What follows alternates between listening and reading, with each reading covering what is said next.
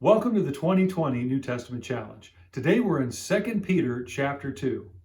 Do you remember the children's story, Little Red Riding Hood? One day she was on her way through the woods to grandmother's house when she met the big bad wolf.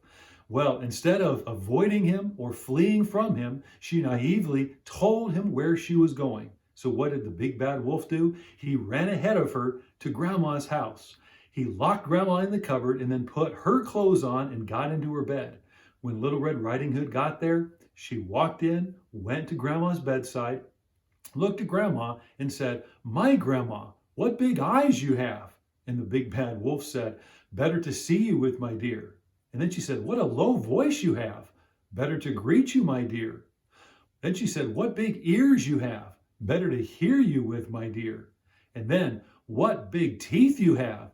Better to eat you with, my dear." And then he attacked her. But just to let you know, she was saved by the woodsman nearby. That's just a fairy tale story. But here in 2 Peter chapter 2, wolves are very serious. In fact, Jesus even said in Matthew chapter 7 that we need to be aware of false teachers because false prophets will come to you in sheep's clothing, but inwardly they are ferocious wolves. So we need to be aware that there are false teachers, not only in the past, but today. We need to watch out for wolves.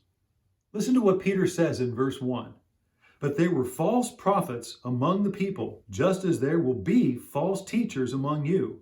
They will secretly introduce destructive heresies, even denying the sovereign Lord who bought them, bringing swift destruction on themselves." The reality of false teachers is real. Again, Jesus spoke against false teachers in Matthew chapter 7. He said that they are wolves in sheep's clothing, but by their fruit we will recognize them. Paul spoke against false teachers in Romans chapter 16, verse 17, where he said, "Watch out for those who cause divisions and bring contrary teaching to you." John spoke against false prophets in 1 John chapter 4, verse 1, where he said, "Test the spirits, because false prophets are among you."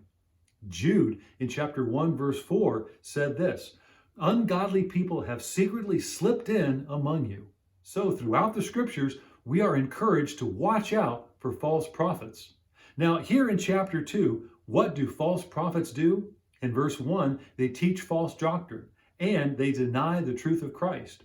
Their lives, as we read through chapter 2, are filled with immorality. In verse 10, they despise authority. They are arrogant and rebellious. They take advantage of the weak in verse 14, and also in verse 14, they are greedy and selfish. Today, wolves, false prophets, can be making millions of dollars every year. They can live in mansions. They can drive expensive cars. They can have jets that take them from one side of the country to the other. They can have multiple books on the bestseller list. They can also have successful TV, radio, or internet ministries. They can have everything that the world has to offer, but God says that one day He will judge the false prophet. So, knowing that there are false prophets among us, what do we need to do? May I suggest 4 things? First, we need to know the Word. That's what the 2020 New Testament Challenge is all about. Knowing what the Word says, not just listening to what someone else says, but knowing what God said. Second, we need to pray about what we hear. Pray about whether it is accurate. Ask God to show us from His Word whether what we hear is accurate or false. Third, we need to examine the Word ourselves. We need to be doing our own Bible study. And then fourthly, we need to make sure that we are not enamored with another person.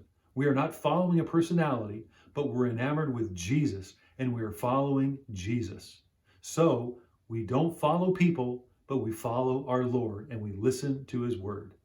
And as we do those things, we will watch out for the wolves. Thank you for joining the 2020 New Testament Challenge.